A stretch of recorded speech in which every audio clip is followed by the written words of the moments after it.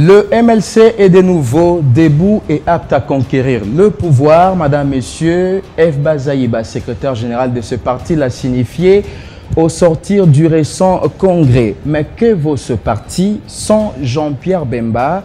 Mieux, sans son candidat à la présidentielle. Élection, oui, avec machine à voter, non. La coalition de la Mouka persiste et signe. Mais qu'est-ce qui va réellement se passer le 23 décembre dans le bureau des votes? Au cœur des élections, reçoit à cet effet M. Jean-Jacques Mamba. Vous êtes porte-parole du MLC. Merci d'avoir accepté notre invitation. C'est un plaisir. Très bien. Alors, première question, le 23 décembre, la course au Palais de la Nation, mais également au Palais du Peuple commence. Le MLC privé de Jean-Pierre Bemba comme candidat au niveau de la présidentielle est toujours apte. Et bien sûr, parce que M. Bemba fait 10 ans en prison, mais nous étions aptes en 2011 aussi, classé deuxième force de l'opposition au niveau du Parlement.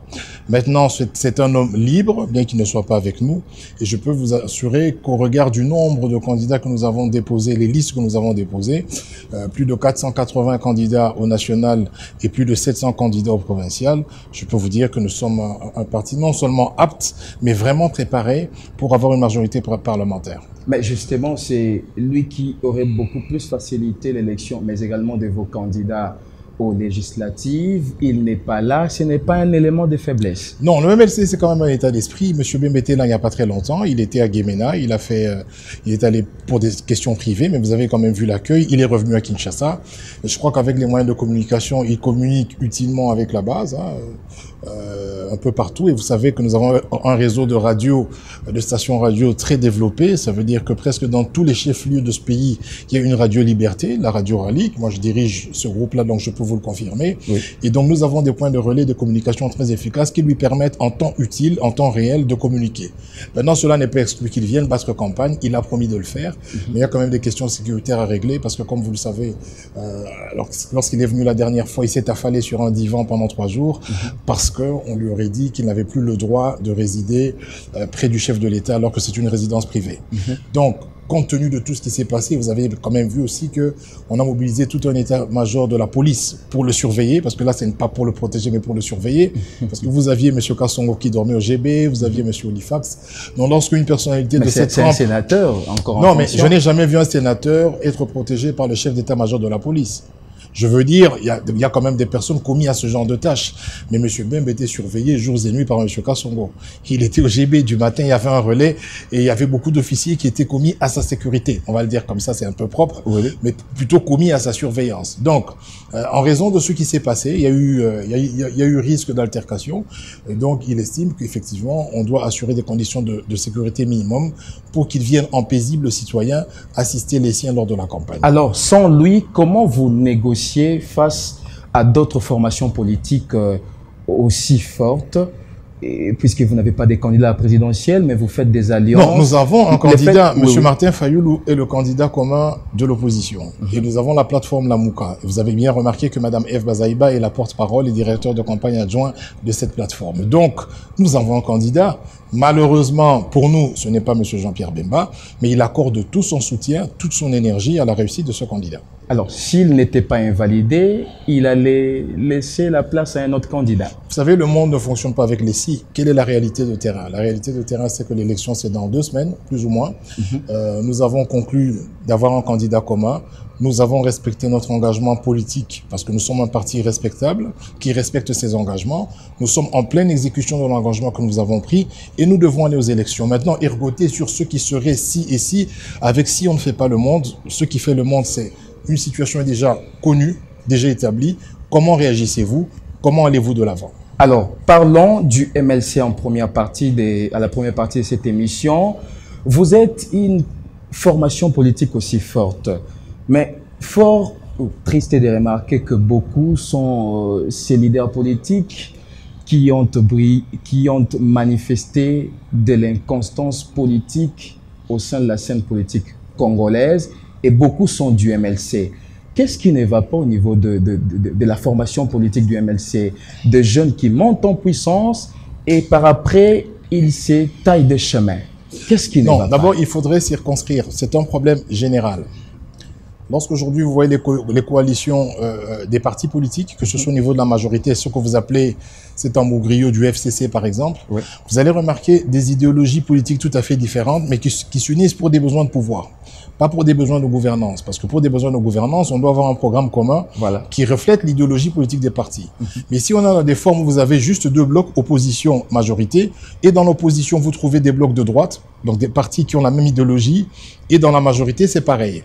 Donc nous avons déjà un problème, c'est que ce phénomène de transfuge ou ce phénomène d'inconstance politique est un phénomène qui est généralisé. Maintenant, ce qui concerne mon parti, il faut quand même qu'on se le dise, c'est assez particulier parce que déjà, c'est un parti élitiste. Ça veut dire qu'à la base, c'est un parti qui a attiré beaucoup de compétences ou qui attire beaucoup de compétences parce que c'est un parti qui se veut d'un certain niveau. Il y a d'autres partis qui sont autant populaires comme l'UDPS qui n'ont peut-être pas forcément les mêmes critères, si vous voulez, ou les mêmes approches dans le recrutement des cadres. Lorsque vous êtes à l'UDPS, par exemple, on va vous parler de la fidélité, on va vous parler du nombre d'années que vous avez faites, si vous avez participé au combat, et ainsi de suite. Au fait, ce sont des critères qui sont tout à fait différents. Bon, maintenant, chez nous, depuis la création du MLC, nous avons attiré beaucoup de cerveaux. Mais la versatilité, c'est quelque chose de congolais, purement congolais. Ça veut dire que les gens prennent un engagement. Mais le MLC a beaucoup plus de records par rapport à d'autres formations effectivement, politiques. parce que le MLC effectivement, avait presque 80% de l'élite en son sein. Voilà. En 1998, si on devait prendre 100 politiciens congolais intellectuels ou outils intellectuellement, le MLC lui-même en avait 80. Voilà.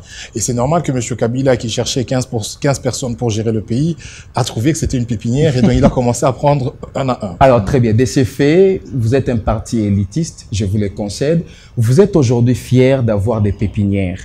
Par exemple, les centres de Germain Kambinga aujourd'hui, qui, je ne dirais pas qui est parti avec l'idéologie du MLC, mais c'est quand même un jeune qui excelle. On a un vol avec des lycées Sanga et consorts. Vous êtes fier aujourd'hui d'avoir des pépinières? Non, écoutez, vous savez, j'aimerais qu'on soit clair sur cette question. La vie politique, c'est une vie de liberté aussi. Ça veut dire qu'à un certain moment, chacun de nous peut se définir ou se redéfinir et prendre d'autres horizons. Après, je ne suis pas fier du départ ou de la venue des gens. Ce n'est pas quelque chose de personnel. Mais si vous voulez qu'on commente le parcours de chacun d'eux, on va le faire. Pourquoi? Parce que la politique, c'est de la chose publique. C'est-à-dire les questions politiques ne relèvent pas du domaine privé. Toutes les actions politiques et publiques peuvent être commentées. Dans ce cadre-là, je vais vous dire par rapport à Germain que j'apprécie, d'abord qu'il soit parti, qu'il ait pris le courage de partir. Non, c'est un garçon brillant. Voilà. C'est pas un problème. Très bien. Il a pris le courage de partir. Il est d'abord parti, il a créé Liberté. Enfin, il est passé par le ministère, il a créé Liberté. Après Liberté, ministre il a créé du MLC en 2012. Oui. Après, il crée le centre. Après, on ne parle plus trop de Liberté. Et maintenant, il est candidat encore à la Lukunga. Et chapeau. Je pense qu'il répond d'un parcours qu'il a prédéfini lui-même. Maintenant, ça peut mériter un commentaire.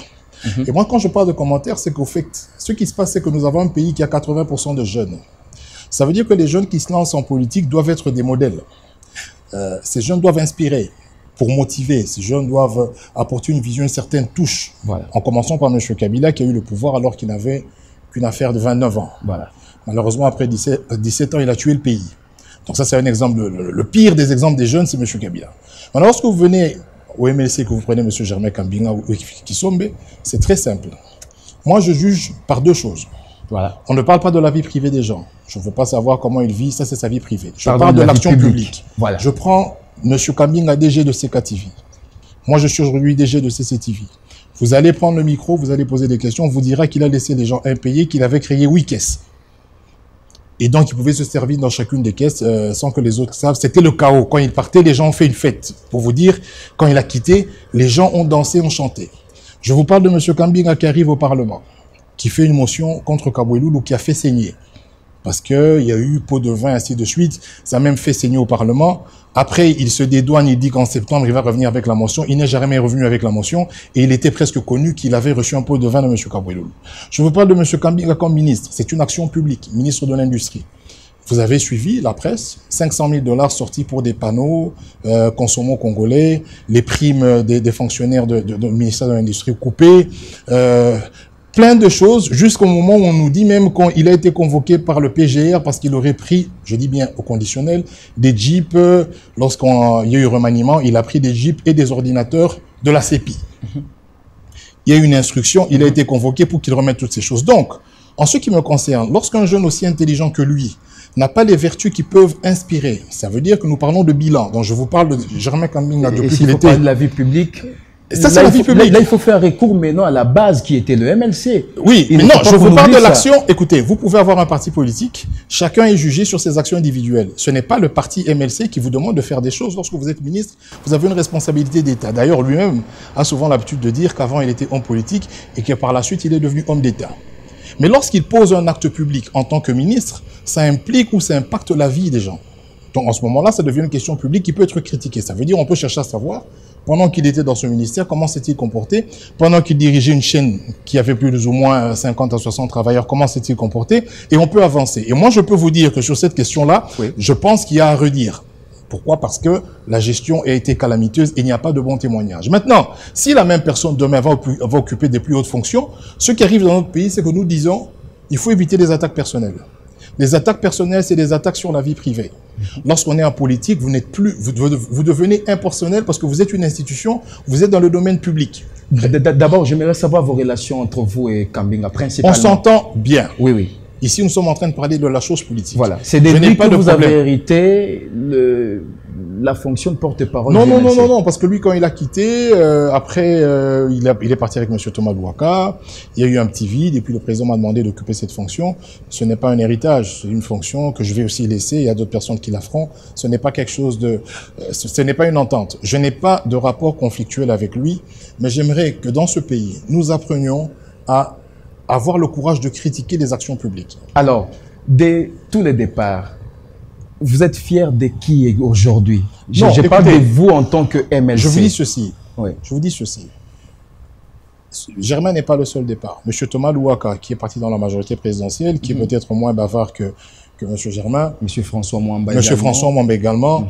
S'il pose des actes publics qui vont dans le sens d'améliorer les conditions de vie des gens ou qui posent des actes qui sont normaux, je vous dirais qu'il a posé des bons actes. Par exemple, M. Thomas Louaka, c'est vrai qu'il n'est plus avec nous, mais je vois qu'il s'évertue quand même à reconstruire et rebâtir les tronçons. Il est vraiment impliqué dans cette affaire des routes et des voiries. Il rend service à la communauté. Il sera jugé par rapport à son inconstance parce qu'il était d'abord dans le camp de l'opposition. Et aujourd'hui, c'est vous par contre qui critiquez les routes qui sont réhabilitées. Non, il fait ce qu'il peut, oui, mais ce n'est peut-être pas assez. Écoutez, vous savez, hier encore, vous prenez la place commerciale, vous prenez toutes ces routes-là, les routes parallèles, c'est un désastre. Ça veut dire que Kabila nous laisse un pays voilà, déconstruit.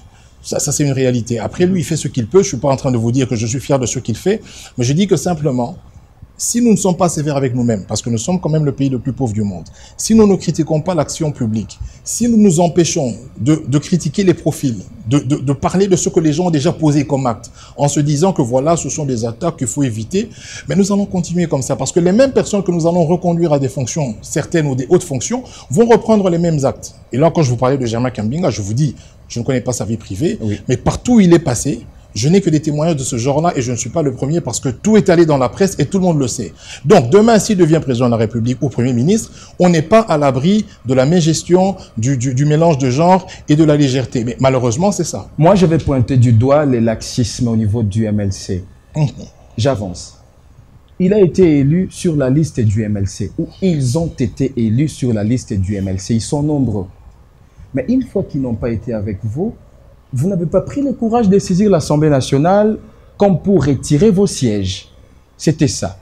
Aujourd'hui, vous parlez de quelques personnalités qui sont parties, mais qui sont aujourd'hui députés nationaux pour le compte du MLC. Comment comprendre cela?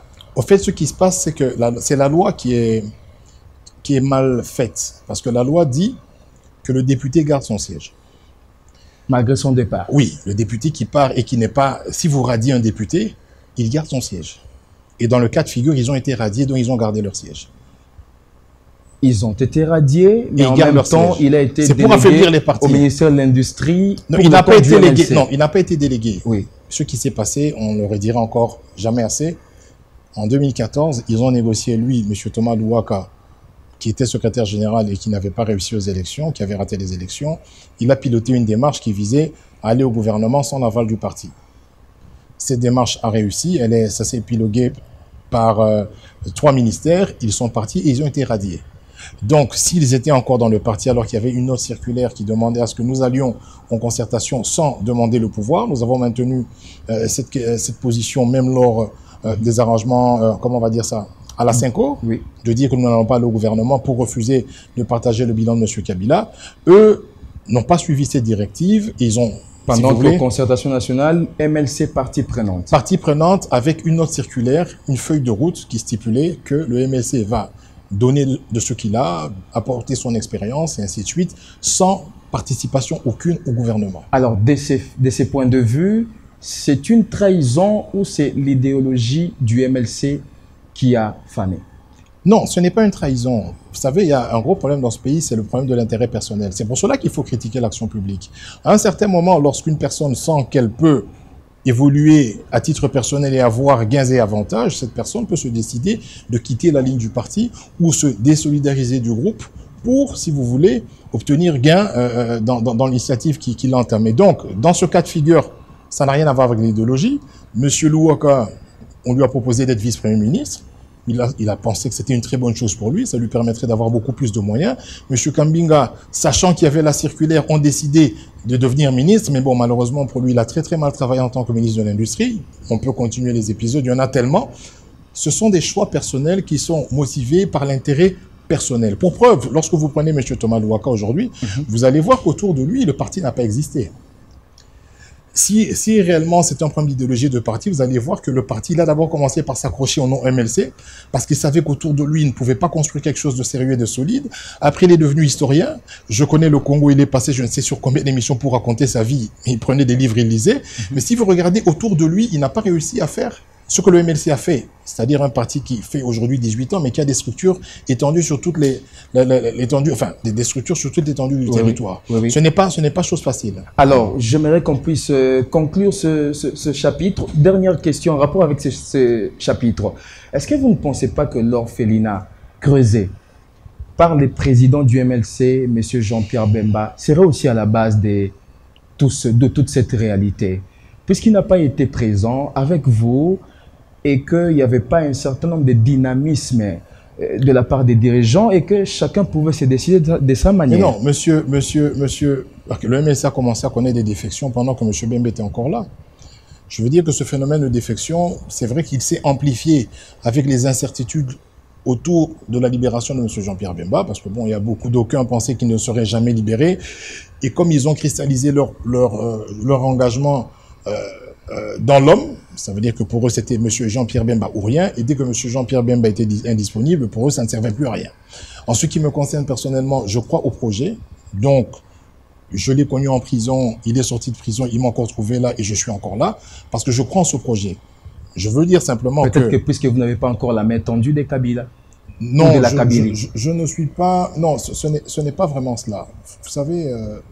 Monsieur Kabila, il faut les reconnaître. Vous êtes parmi les jeunes qui, aujourd'hui, portent l'étendard du MLC. Je vais vous répondre correctement. Et qui seraient...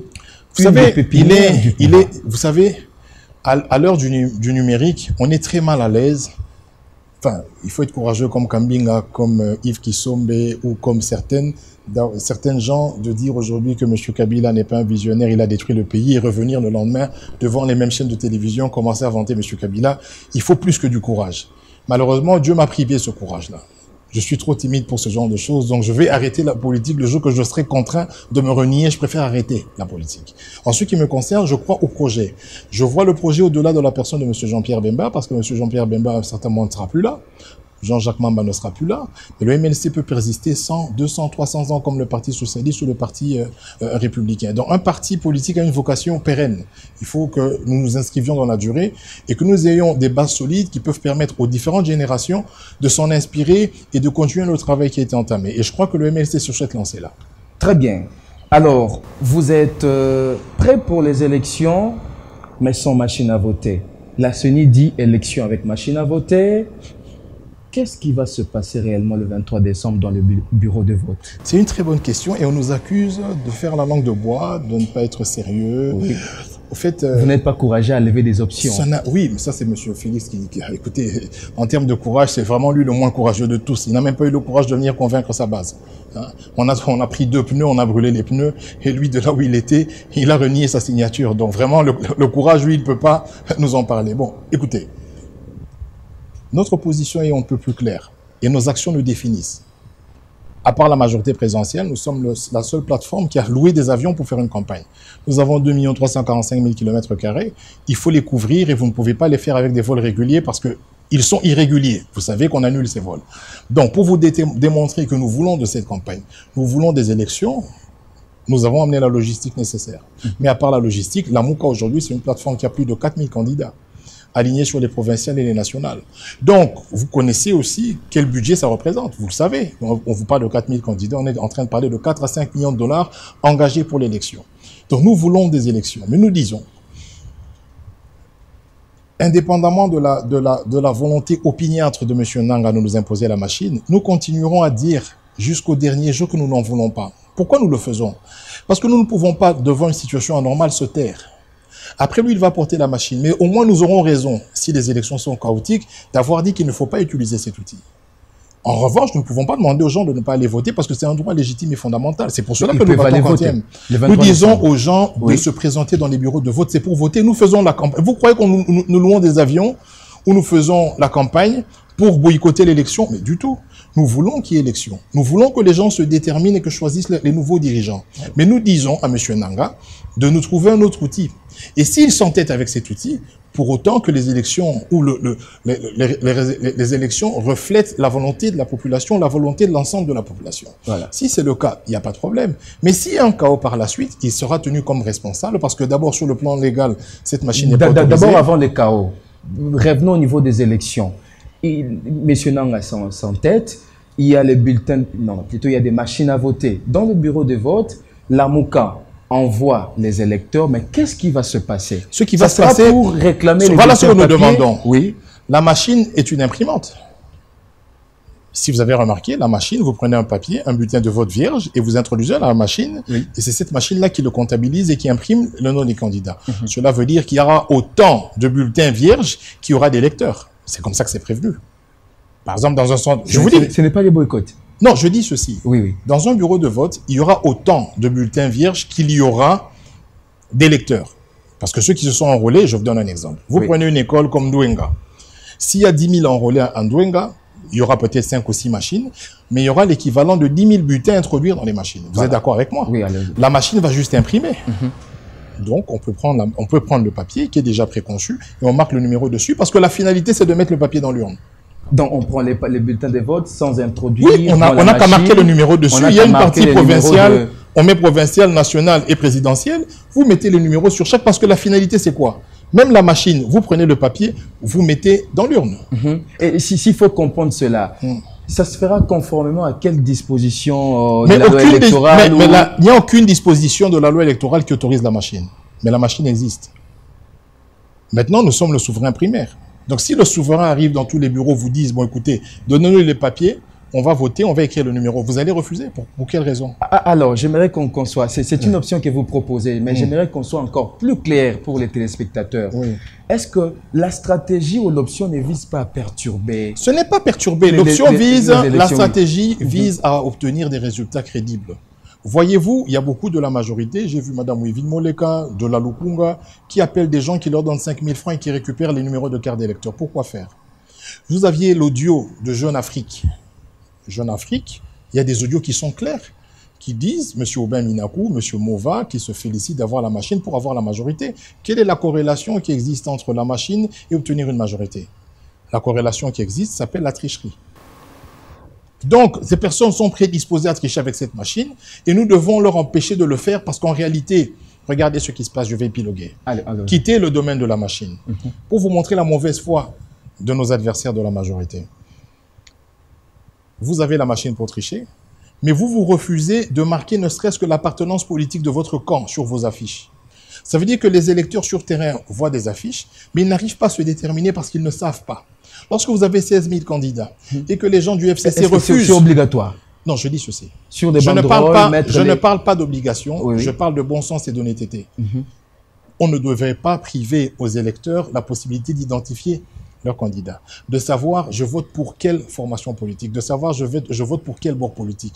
Ne pas le faire, c'est insidieux. Ne pas le faire, c'est prêt à la fraude. Ne pas le faire, ça veut simplement dire qu'on sait qu'on a tellement mal géré, qu'on a détruit le pays, que mettre FCC sur l'affiche, c'est un préjudice. Donc il faut tromper les gens. Et c'est un problème éthique. C'est quelque chose qui n'est pas normal. Il faut que l'électeur soit en mesure de se dire je vote en âme et conscience pour quelqu'un de la majorité. Je vote en âme et conscience pour quelqu'un de la Mouka, ou je vote en âme et conscience pour le MLC, pour l'UDPS ou pour quelqu'un de catch. Mais maintenant, vous privez même aux électeurs cette possibilité. Même M. Mauva n'a pas écrit FCC sur son affiche. Mais c'est très grave. Alors, justement, l'option, nous avons l'exclusivité de cette option. La question maintenant serait de savoir combien seront ces électeurs qui vont retenir les numéros de leurs candidats respectifs. Là, j'ai fait allusion aux 2 scrutins législatifs national et provincial. C'est quand même aberrant. En fait, c'est fatigant. Il va retenir les numéros comment? Puisqu'avec Fayulu, ça peut se comprendre, vous avez qu'un seul candidat que vous présentez aux électeurs. Et quid des candidats, des restes des candidats? Attendez, monsieur. Oui. Les gens arrivent à retenir leur numéro de téléphone qui a 10 chiffres.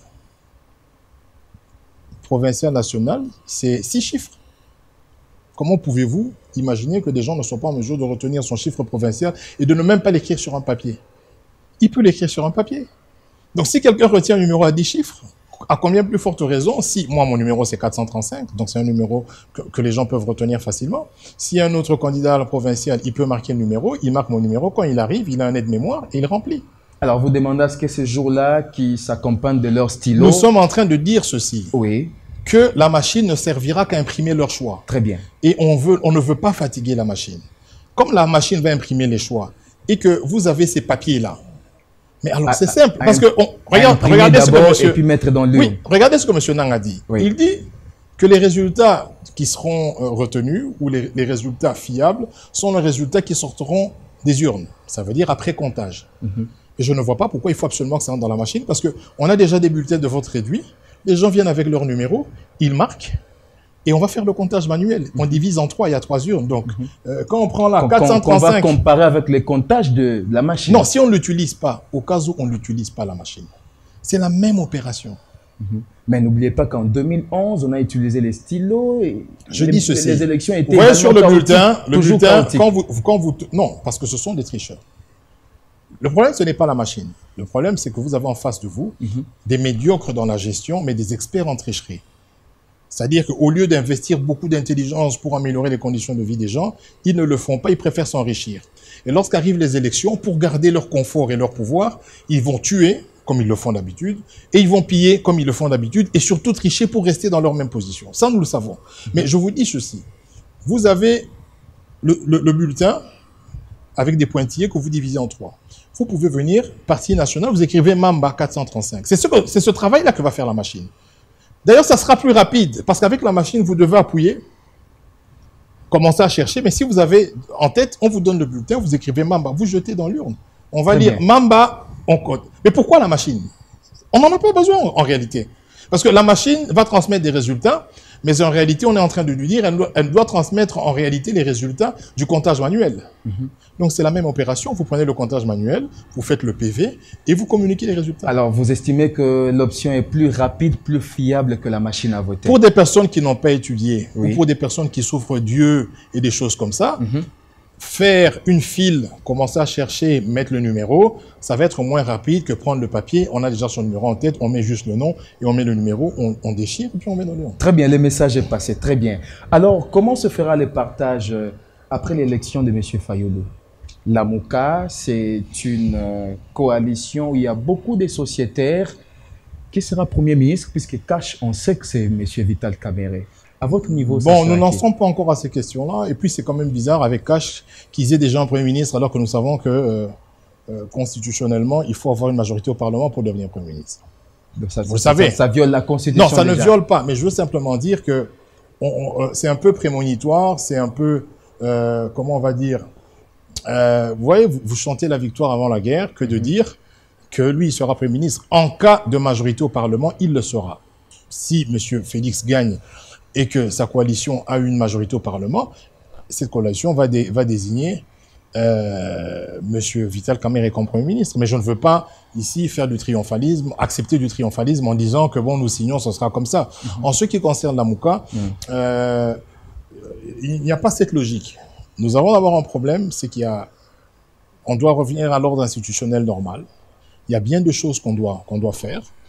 Et au niveau de ce que vous appelez ici le partage, bon, je ne vais pas appeler ça comme ça, mais je parle des responsabilités. Très bien. Et je pense que les discussions sont en cours, mais ce n'est pas une priorité. Il faut d'abord gagner les élections.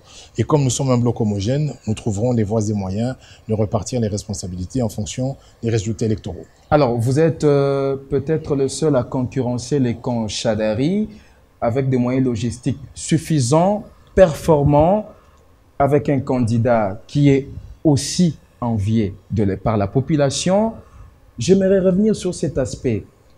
Le fait pour vous de refuser la machine à voter, ce n'est pas une balle que vous tirez dans le pied, alors que votre candidat est aussi farouche, avec des moyens convenables. Pourquoi ne pas enfoncer directement? M. Fayoulou n'est pas plus populaire que M. Etienne Tshisekedi à l'époque. On lui a ravi sa victoire, il était obligé de prêter serment chez lui à la maison. On a bien vu des militaires venir dans les bureaux de vote, chasser les témoins, prendre les urnes et partir avec. Je veux dire que nous devons nous protéger. M. Kabila doit nous laisser une république normale, une république qui fonctionne. Ça veut dire qu'après les élections, nous devons tous nous remettre au travail pour reconstruire ce qui a été détruit. Mais si après les élections, nous allons dans le chaos, nous allons dans des contestations interminables, s'il y a des rébellions par-ci, par-là, on aura dépensé de l'argent pour rien. Donc nous sommes en train d'insister pour que nous ayons des élections qui vont déboucher sur une acceptation générale des résultats qui nous conduira à avoir un gouvernement responsable devant le Parlement, à renouer avec la communauté internationale, redonner une bonne image du pays pour attirer des investisseurs et donner du travail à tous ces jeunes aujourd'hui qui se retrouvent à 30 ans, 35 ans chez leurs parents parce qu'il n'y a pas d'emploi malgré qu'ils ont des diplômes. Alors, plutôt la Mouka, quelle est pour vous la cible? FCC ou Cash? Non, la cible, c'est la misère. La cible, c'est le changement. La cible, c'est l'alternance. Après, moi, je pense que j'ai beaucoup de respect en ce qui me concerne pour Cash. J'ai beaucoup de respect pour M. Vital, pour M. Félix. Je respecte aussi M. Chadari. Et qu'il y a aussi une possibilité de rapprochement entre moi, j'ai toujours pensé que nous allions maximiser nos chances en n'ayant qu'un seul candidat. Malheureusement, M. Vital et M. Félix n'ont pas été en mesure de respecter leur propre signature. Après, je leur souhaite bon vent. Mais je suis en train de dire que ici, notre cible, il faut que tous nous soyons rivés vers l'alternance. Ça veut dire que ce soit Cash, que ce soit la Mouka, nous devons tous avoir un adversaire commun qui est M. Chadari. Et les catholiques ne vont pas oublier... une probable négociation après non, les je ne laisse rien entendre. Au cas Regardez où ce qui se l'un passe. ou l'autre serait élu. Nous avons une histoire récente qui nous montre à suffisance quel est le tempérament de M. Chadari. Nous parlons des prêtres qui se font tabasser dans l'église catholique. Nous parlons des églises catholiques qui se font gazer en plein culte. Nous parlons de Kapangala, nous parlons de Rossi Chimanga alors qu'il était ministre de l'Intérieur, nous parlons de Kamouina Sapo. Donc nous connaissons l'homme. Voilà. Et nous connaissons son profil. Et moi, je peux vous dire que ce serait une catastrophe qu'il devienne président de la République. Ce serait un deuil national si M. Chadari devient président de la République. Même quand l'opposition ouvre un boulevard. Il n'y a pas de boulevard. Il n'y a pas de boulevard. Mais déjà deux candidats, vous vous fragilisez. Mais écoutez, vous savez, dans des conditions normales, j'ai même vu que M. Chadari, dans son village, on ne veut pas de lui. Dans des conditions normales, M. Chadari, même s'il y a 50 candidats, il ne sera pas élu. Le boulevard n'est ouvert que par la tricherie. Je dis dans des conditions de vote normales, M. Chadari ne peut même pas avoir 2% de voix. Donc vous voulez dire que M. Chadari, face à plus de 10 candidats, même de l'opposition, il n'a pas de chance. Je dis ceci. Voilà. La candidature de M. Chadari est une candidature du FCC. Voilà. Ce personnage ou cette personnalité a travaillé dans ce pays. Nous avons vu ce qu'il a fait. Avec plus il a sur son dos 85 milliards comme budget qu'il a présenté. Ça veut dire qu'il est en train d'insulter la mémoire de M. Kabila. Parce que M. Kabila n'a fait que 4 milliards tous les ans. Et lui, il est à 85. C'est très grave. Il est en train de dire que ce qui a été la révolution de la modernité, les 5 chantiers, c'était rien du tout. Donc il veut même corriger son mentor. Ça, c'est quand même grave. La continuité, ce n'est pas de passer de 4 milliards à 85 milliards. Qu'est-ce qui manquait de faire les 85 milliards et pourquoi lui, il va les faire et M. Kabila ne les a pas fait? Il va comprendre. Non, il doit parler de rupture. l'impunité... Non, non, mais M. Kabila nous a ressassé l'impunité pendant 15 ans. Il nous a dit à chaque fois au Congrès qu'il y a 15 milliards de dollars qui nous échappent, et ainsi de suite. Mais il ne les a jamais eu, ces 15 milliards. C'est ce que Chadari va récupérer. Non, il a dit que c'est la continuité. Ça veut dire que le système sera pérennisé. Monsieur Chadari n'est pas un candidat de la rupture. Il continue l'œuvre de Kabila. Il dit continuer l'émergence. On nous a promis des TGV. Il y a eu Bokanga Alonso. Il y a eu l'hôpital du cinquantenaire. Vous savez, Bokanga Alonso a fermé. Il y a un procès. Le cinquantenaire, ils ont bouffé 120 millions et après, il y a les Indiens qui sont arrivés avec leur matériel et c'est eux qui ont investi dans le matériel. L'État congolais n'a rien fait du tout. Ils nous parlent des routes, la nationale 1 comme celle de Bandundu, c'est fait par l'Union européenne et le Japon. Donc ce gouvernement n'a pas travaillé pour le pays. Aucun logement social, rien du tout. En Angola, pendant toute cette période, ils ont fait plus de 100 000 logements et ils logent leurs fonctionnaires, ils leur donnent des crédits immobiliers. Ici, il n'y a rien eu de tout ça en 17 ans. Et lui, il arrive, il dit qu'il va continuer ça. Donc ça veut dire qu'il va faire pire que ce qui a déjà été. Très bien. Alors ça sera la dernière question. Entre vous et les Kashinia Kempa, quel sera votre appel aujourd'hui à vos amis de l'opposition qui sont actuellement dans l'Est du pays? Non, moi ce que je dirais c'est ceci. Lamuka. Je dis ceci. Voilà. Nous sommes déjà en campagne électorale. Je pense que les positions sont tranchées. Mais au moins que nous soyons unis sur le fait que nous devons barrer la route au FCC. Si nous pouvons nous mettre d'accord sur des stratégies communes. Oui. Non, ce sont des stratégies à définir. À 3 semaines des élections? Mais non, on est en pleine campagne. Oui. Ça veut dire que nous véhiculons des messages. Nous faisons des spots publicitaires. Nous parlons avec la population. Nous expliquons le bilan de M. Kabila et son envie de continuer son œuvre, qui est de piètre qualité. Nous expliquons à la population. M. Fayoulou, qui représente la Mouka, un candidat valable, une personne qui a quand même un profil très très intéressant, cette personne va continuer à parler à Béni. Pourquoi il commence par Béni? Parce que ça cristallise, si vous voulez, le deuil de notre pays, les 17 années de massacres et de viols. C'est le foyer, Béni, ça représente le foyer de l'incapacité de M. Kabila à gérer ce pays sur le plan militaire, sur le plan sécuritaire. Donc nous commençons par là. Nous allons parler, nous allons sensibiliser pour effectivement... Au lieu de se tirer entre nous, nous allons sensibiliser pour effectivement faire beaucoup plus de mal et empêcher M. Chadari d'accéder à la magistrature suprême. Vous entrevoyez l'option des témoins communs? Bon, des écoutez, observateurs communs? À mon niveau, écoutez, je vous le dis sincèrement, je ne vais pas divaguer, je vous le dis sincèrement, je n'ai pas ces informations. Je suis très loin de l'organisation de la MOUCA en tant que telle parce que j'ai beaucoup de charges. Je suis directeur général de CCTV, je suis porte-parole et j'ai des charges privées aussi en tant qu'entrepreneur et puis à la campagne. Donc je ne vais pas m'avancer sur des choses qui peuvent ne pas être correctes. Mais je dis simplement ce que j'en pense. Je pense qu'on doit créer des ponts pour barrer la route à M. Chadari. Et s'il y a possibilité de mutualiser les efforts pour les témoins, ils vont étudier cette possibilité et si c'est possible, ils le feront. Dernière question. Jean-Pierre Bemba, on peut espérer qu'il pourrait battre campagne pour Martin Fayoulou dans les quelques jours qui restent? Ça, c'est notre espoir. Ça, c'est notre espoir. Oui. Nous avons besoin de M. Jean-Pierre Bemba dans ce pays et j'espère que les conditions de sécurité seront réunies pour qu'il vienne battre campagne avec nous. Ce serait vraiment très avantageux. Ça va apporter un plus. Il viendra? C'est ce que j'espère. Très bien. Alors, madame, messieurs, c'était monsieur Jean-Jacques Mamba, porte-parole du MLC, l'un des cadres de l'AMOUCA, la coalition qui a présenté Martin Fayoulou comme candidat commun de l'opposition. En tout cas, merci d'avoir répondu à toutes nos questions. Plaisir. Alors, au cœur des élections, restez ouverts sur les antennes de Siloé Télévision. Merci.